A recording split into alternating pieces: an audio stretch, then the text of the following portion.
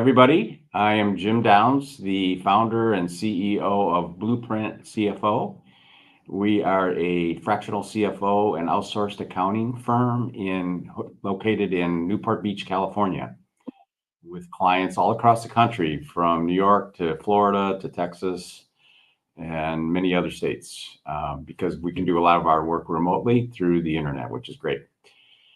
Today, we welcome to Blueprint CFO Presents, which is our periodic podcast. Typically, we are highlighting some of our clients and their entrepreneurial journey and talking about how great accounting is important in running their business and how Blueprint CFO has helped them step it up a level in their accounting department. But today, we're going to do something a little different. We have no guest. We're going to just have me. And I'm going to tell you a little bit about my entrepreneurial journey and why I think great accounting is super important and it's something that all business owners should be paying attention to and making sure that they are spending enough money and having adequate people and processes in their accounting department to know what's going on and know where they're making money, where they're not making money, and where their cash is going. So let's start with my big picture view of business. There's in my mind, there's three major things that are going on in every business, and if you do these three things well, you probably have a pretty successful business. Of course, you have to have a good product or service to offer to the public, but the first pillar of a strong business is a strong sales and marketing department. So what are you doing in sales and marketing? You're trying to attract new customers to buy from you, to buy either a product typically or sometimes a service. And you want to be marketing. So marketing is getting your name out there, attracting people to your brand and making them consider you as a potential partner in terms of their purchases that they want to make. And if you think about like a company selling TV sets, if you create a brand for yourself where people think you got great products and you are able to attract them to come and spend $3,000, $5,000 on a TV set, you did a great job. And so a lot of companies, when we evaluate them, they don't have strong sales and marketing. They may be successful profit-wise, but in terms of looking at sales and marketing, I was with a client yesterday, for example. They don't spend any money on sales and marketing. All of their business comes in through referral, which is great. But you wonder how much bigger the company could be and more successful if they spent a little bit of money on sales and marketing. So we think it's an important part of every company. And when we get a client, we typically are evaluating how much money they're spending on sales and marketing and whether it's working or not. But the second strong pillar of a business is operations. So now you've got the client and they've purchased a product or service from you, and you have to deliver a product or service with a high quality and on-time delivery and a great customer experience, so that the customer always wants to have a positive view of you and your company and how they can work with you in the future and maybe buy more products. It's not just selling them one product, but maybe getting them to buy more products or expanding the level of services that you're providing to your clients if you're in the service business. And so it's super important to have strong operations as well as strong sales and marketing. But the last piece, the third pillar of a strong business, is a strong finance and accounting department. And you'd be surprised how many entrepreneurs do not view that as all that important, and they want to spend as little money as possible in accounting. So I'm an accountant. I'm a CPA. I began my journey to be a fractional CFO 30 years ago in Michigan when I was a CPA, working with clients and basically visiting them once a year when it was time to do their taxes. And I found that I really couldn't add much value to their business by just seeing them once a year because it was way too long in between visits. So I had a couple of clients that said, Jim, I'd like to meet with you every month and go through our monthly financials with you and talk about how we could do better financially. And so I started doing that years ago and found that I loved doing that because I really felt like I was helping people. And I felt like not only was I helping people, but I was also making accounting relevant to providing a service that was relevant and important, which nobody else was doing. And even today, if you look around, the CPAs are out there and they're wonderful. I'm a CPA, et cetera, but they are way too busy just trying to get up to speed and get the tax returns done, and they don't have time to help the client with their business. So at Blueprint CFO, our focus is on accounting, having strong accounting, because without strong accounting, you don't really know where you are, but also using that accounting to look to the future and to talk about how we can do better as a company, whether it be in accelerating growth or improving profitability, or potentially even improving cash flow. Maybe improving how much cash there is available to grow the business, and having a plan. The most important part is the blueprint part, which is having a plan for the future in terms of what you're trying to do as a company, what's important, what are the key performance indicators. So these are all the things that a strong CFO does for a business, and it brings in a budget, and it makes people accountable to stick within the budget. And if they go outside of the budget, there's consequences. And many smaller companies don't have the luxury of having a CFO because it's very expensive. It might cost $300,000 to $350,000 to get a good CFO. Whereas if you hire a fractional CFO, you can get a very strong, experienced financial consultant to work with your business that is a fraction of the cost of $30,000 a month you pay for a full-time CFO. And so that's why we've grown. I started Blueprint CFO in October 1st of 2019. It was myself and a part-time controller. And today we have 6 CFOs and 12 accountants. And we work with about 50 businesses nationally, not internationally yet, but maybe someday. Our goal is to become a national consulting firm. And with the expansion we've had into various states, I think we're starting to make some progress there, although most of our clients are still here in California. So why is accounting important? It's such a boring subject, accounting. Wow. Why do I want to listen to a podcast about accounting? Well, this is not just about accounting. It's about great accounting, because accounting is really the scorecard of how you're doing as a company. So would you ever consider going to a football game and sitting in the stands and not knowing what the score is? Well, because there's no scoreboard. Well, that's the same thing you have if you don't have your accounting up to date. Many companies we find are way behind in their accounting. They may be 2 or 3 months behind, sometimes even 6 months to a year behind, and they're running their business, but they have no data in terms of how they're doing. And so it's really, I want to just use the word crazy to try to run a business without any data. What many business owners do that and I think it boils down to the fact that they don't want to spend the money. They don't see the importance of good accounting, so they're not proactive in when somebody leaves, replacing them immediately, or when they have somebody bad in your accounting department, taking action and trying to improve the accounting department. It's super important to have a great accounting department, in my opinion. And I'm going to give you some examples. We're going to talk about some case studies. The first case study we're going to talk about is when you're getting a loan. When I first started Blueprint years ago, one of my first clients was a general contractor, and they hired us they had big growth plans, and they hired us to be their CFO and work with them on their accounting side with one of our controllers. And so when we first started working with them, what we found was their financial statements were way out of date. They were about 6 months behind in their financial statements. So it's June and they didn't have December done yet. And so January, February, March, April, they had no idea how they did. But the way they were managing or monitoring how the company was performing was the owner would come in every morning and log into his bank account and see how much cash he had. Okay, well, my point to that was, that's great. You had some cash in the bank, but how do you know how that cash got there? If you have $100,000 in the bank, is that good or bad? I have no idea, because there's a lot of dynamics going on in your business that are bringing that cash to it at the balance that it's at.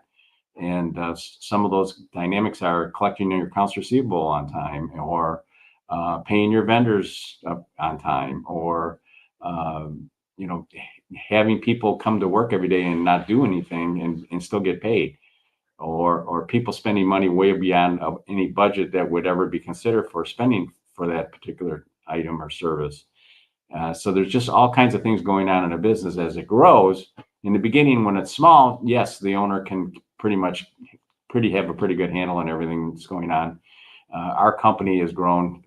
It's been in business for 5 years now, and we're coming up on our 6th-year anniversary. But there's things going on in our business, and it's really not even that big, that if I don't have monthly financials on time, I wouldn't even know if I'm making money or not. I mean, right now it's July 11th, and we haven't gotten our June financials yet. So I don't know if we made a lot of money, didn't make a lot of money. I really don't know. And it's important to know. So having timely financials is important. But anyway, this contractor had gone out and asked for a loan from their bank, which was a large national bank, very large. So you can think Wells Fargo, Chase, Bank of America, Citibank. Those are the big boys. And that the way they tried to get the loan was go to the branch where they did their deposits and ask the branch manager to give them a loan. So that is not the way to get a loan from a large company, a large bank. There are people within the bank looking to make commercial loans, but they're not sitting in a branch. But the branch manager is obviously going to try to help because you're asking them to help, but they're not really the right person to go to. And a good CFO would know that, and would be a good resource to the business owner to help them think about how they're going to best go forward to get a loan. The second part that we found in the accounting was they were doing cash basis accounting. And so many companies do cash basis accounting because they file their taxes on a cash basis, and their accountants want to keep it simple. So they just want to do cash basis accounting. Well, cash basis accounting is pretty much worthless when it comes to looking at whether your company is making money or losing money, because you're not accruing the opposite of cash basis is accrual basis, where you're making sure that all of your expenses for June are in June, and all of your expenses for July are in July, and all of your expenses for May are in May, so that when you look at each one of those months individually by accruing payroll, if you pay payroll in May that really was for April, you need to take that out of May and put it back in April. And you do that by accruing the payroll at the end of April on your books. And so it's that if you're not doing that, then you're not matching up revenues and expenses appropriately. And that's really one of the key parts of accounting, is making sure that you're matching up revenues and expenses properly. If you have payroll that is paid in a different month, and the labor was incurred in another month, you need to make sure you move that payroll back or forward into the month that it was used to generate a product or a service. And so anyway, we converted the company to the accrual basis of accounting, and we put together a plan for the next year, which showed them going from 10 million in sales to 20 million in sales, because of the different contracts that they had in process that they were pretty sure they were going to sign. And we went to the bank that we knew was going to be looking favorably about doing a loan to a contractor. And a lot of banks don't like to do loans to contractors. So we knew which bank to go to, because we've been in the business of getting loans for people. And so lo and behold, we got the loan, the $5 million line of credit approved. The company was able to have enough financing in order to facilitate the growth that they had planned, and they were able to achieve 20 million of sales in that second year. So we went from 10 million to 12 million to 20 million, and we were able to not be worried too much about cash, because we had enough financing to be able to pull that off. And without great accounting and a good relationship with a banker that a good financial consultant will bring to a company, the company probably would never have been able to move forward and grow like they did. And today, the company's grown to be a $50 million contractor, and very well renowned and known for its financial strength, financial stability, because we have a budget, we have a plan, and the plan is around making sure we retain enough retained earnings in the company so that in a rainy day, the company will not be struggling, and making sure that when we say that we're going to make X amount of money for a quarter, we're pretty dead on, because we know how to forecast properly. And again, that's something banks really love to know. If you're going to have a bad quarter, make sure you tell them ahead of time, because they don't like surprises, and you shouldn't like surprises as a business owner either. So getting a loan is one of our case studies that we see. A lot of times our clients, when we get involved, they don't have enough capital to achieve their business plan. And so either they're going to have to get investors or get financing. And the best way to go is to get financing, because then you're not giving up any equity in your company, and you still take complete control of your business. So let's talk about another case study. Let's talk about improving profit performance. And so we had another client, and I'll just give you a simple example, but there's so many that running around in my head right now. A trucking and logistics company we got as a client years ago, and their financials were also out of date. They're about 3 months behind. And so they didn't, it was in July and they didn't have April done yet. And so, but the owner, same thing, would go into the office every morning, log into their computer and go into their bank account and see how much cash they had. And so that was his way of monitoring if the company was making money or not. So we got all of the financials up to date and did a cleanup project to get everything up to date. And, and then we went in and analyzed the data as a financial analyst would do. Typically, business owners don't take the time to analyze the data. Let's just say that. But because we're financial analysts and we're numbers people, we started looking at the numbers, and what we identified was that the temporary labor they had down in a warehouse when they were pulling orders was running around 4% of sales in 2024, but in 2023, 22, 21, it was only running at 2% of sales.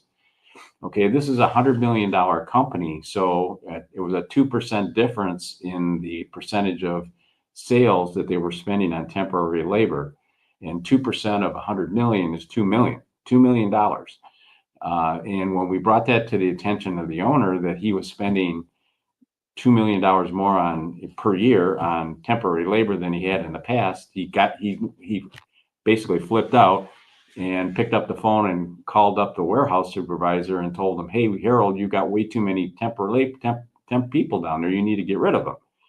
And so, but without any financial reports, he wouldn't have known that. I mean, there's a lot of people down there. They look busy. They're all running around looking busy. But the warehouse manager, to his credit, was just trying to make sure he had enough people to get the work done. And so, but there was no financial control over how many people he brought on every day to handle the pulling of orders and preparing of shipments.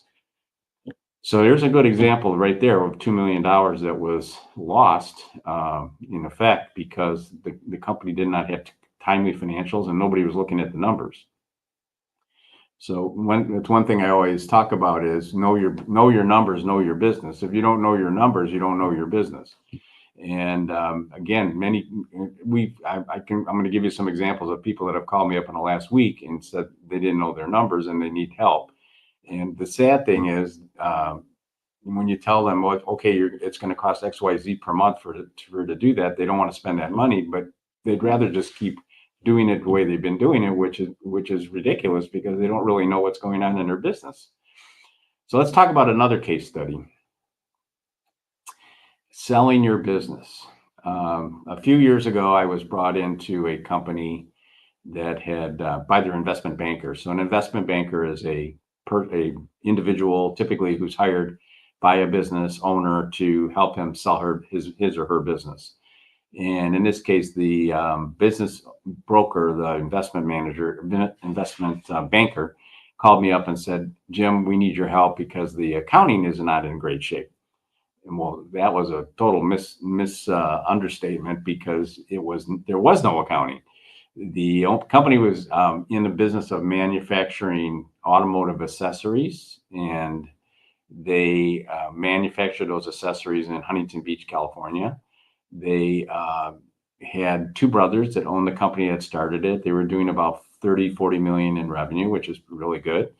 And they were making, I want to remember, like $4 million a year. So they was very profitable, but they never really decided to invest in an accounting system. And so they had no financial statements. Every year at the end of the year, they had an order management system. So when somebody ordered a product, it would go into a system and then they would manufacture it. But they never really did any accounting system, which I've actually never heard of before. But what we had to do was go back and using the bank statements, create financial statements going back 3 years, because if you want to sell your business and if you don't have good accounting, you're going to leave all kinds of money on the table, because the business investor is going to come in and look at your numbers and say, I don't know if this company's making money or losing money or what's going on, because the accounting is so bad.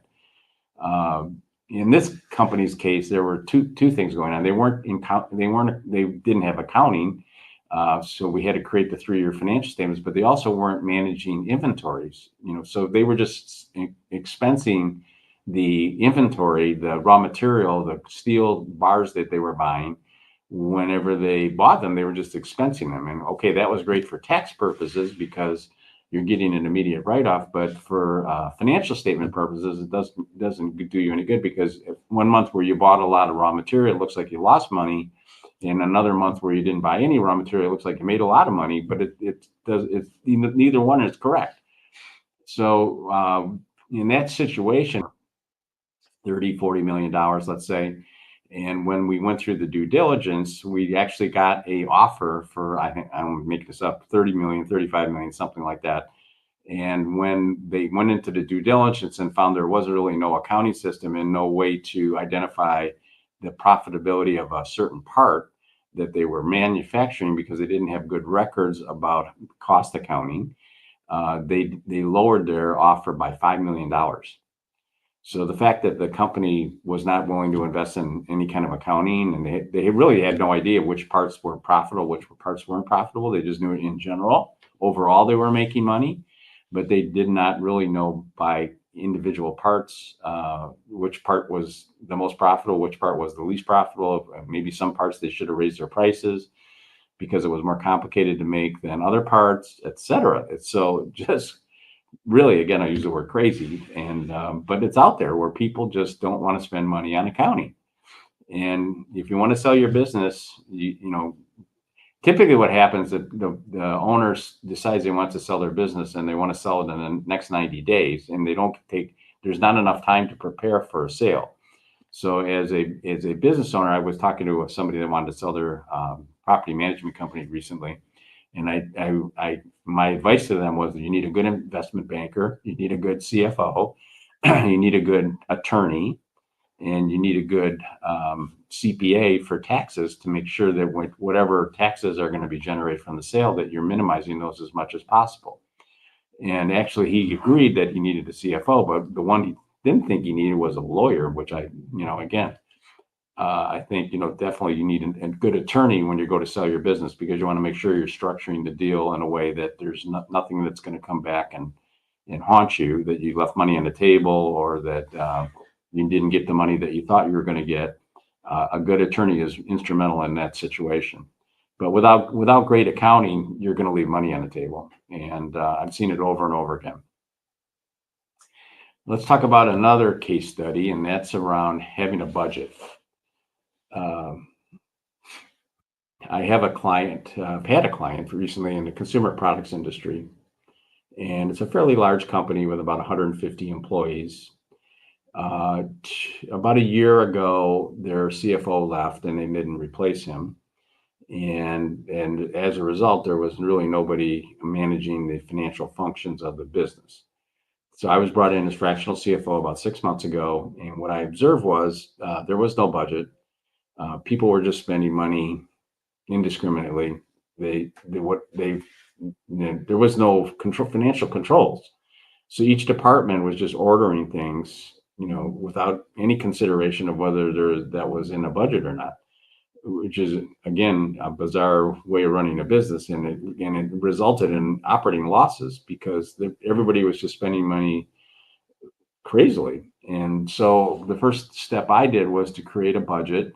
And creating a budget is a very difficult situation when people don't want to cooperate, and people don't want to cooperate when their life is good and they can spend any money they want to and hire in whoever they want and pay them whatever they want without any consideration of whether the finance department is going to approve it or not. So that is a fairly large company, but a smaller company has the same issues. Without a budget, you're not in a forecast. You don't really know what you can afford and can't afford, and you don't have any real financial discipline going on in your business. So in that company, ultimately, we did get a budget in place, and it was painful because people didn't want to adhere to a budget because they got used to doing whatever they wanted to do. And today we're still going through the struggle of every month looking at what the budget was versus what the actual expenses spending was, and having conversations around the fact that they're spending more than the budget would allow them to spend. And so that's just a crazy scenario that you're having to have those kind of conversations, but that's how off track it can get. But even if you're a smaller company, having a budget is very important, because entrepreneurs tend to do things by the seat of their pants, whether they're running a tech company or a trucking company or a contracting company. I've seen many examples where people come to me and say, Jim, I want to hire somebody new to do this or that, and without a budget, is that a good idea or not? I don't know. You need to have a conversation about how that's going to play out. If you're going to bring somebody on board, how much more revenue is that person going to be able to help you generate, and are they going to be able to pay for themselves? If you launch a new product or service that you never launched before, how does that play out? What is your expectation of profitability and cash flow from that product, and how much money you're going to have to invest in marketing the product? Again, without any kind of financial control, the entrepreneur will go out and do whatever. I've seen examples of where a relatively small business actually went out and sponsored a car at NASCAR, which cost hundreds of thousands of dollars, and the actual benefit of that was never really clear, because their sales did go up a little bit, but who knows whether that had anything to do with them being a NASCAR sponsor. So that wasn't in the budget. There was no budget, and the entrepreneur just thought it was a good idea.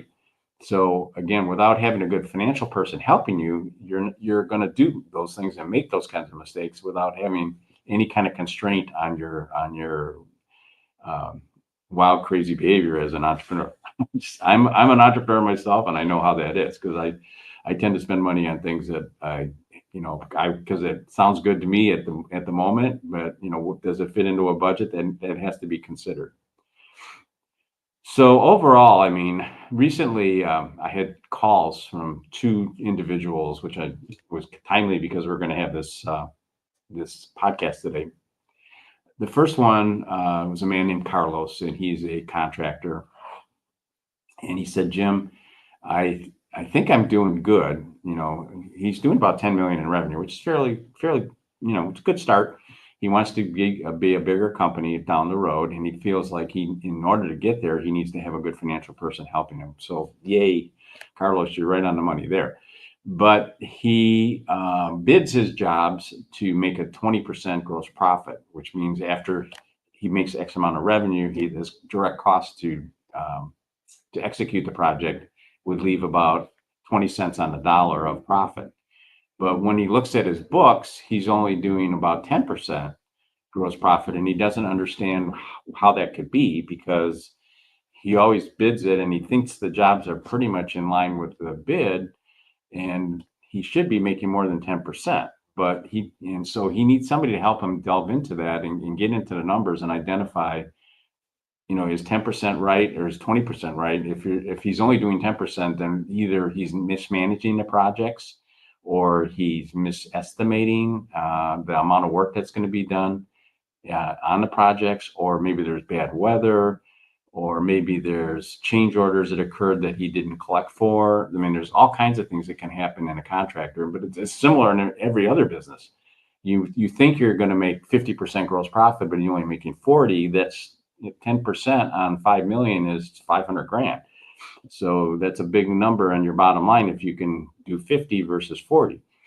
And so that was one example. And it's all about understanding that to be successful as a business owner, you need a good financial partner. And I believe Carlos really knew that. The second one was a man who was doing very well. Again, he's another contractor. He was more of a general contractor, but he told me, Jim, I'm doing good, but I think I really need I need what you have in your website where you talk about planning. I need a plan. I need a financial plan for my business so that I can follow it, and because I can sell. I know I can sell, and I can whatever plan we come up with, I know I can do. But I'm so busy paying the bills and talking to the bank and making the paychecks out. And my sister is helping me out on the bookkeeping side, but she's not really an accountant. And so again, doesn't have a strong accounting department, and he doesn't have a good financial person helping him. And so he's going to be limited into where he's going to go as a business without that help. And thank God he saw the need to reach out and set up a meeting to talk to me about it, and we'll see where we go from there. But many business owners don't see the need for it. They don't see the need for strong accounting, a good financial person, financial discipline, a budget, a cash forecast. I mean, these are all critical parts of running a business. And I always use the example of a pilot flying an airplane without an instrument panel.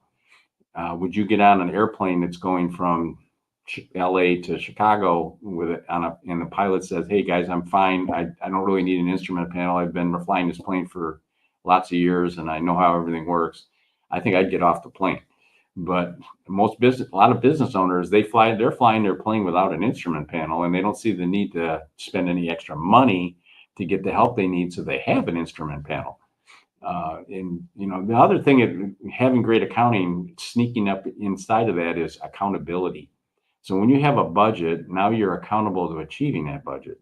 And if you don't achieve that budget, one part of the budget usually is revenue. So if you say I'm going to do $1 million of revenue next month and you only do 800,000, how come?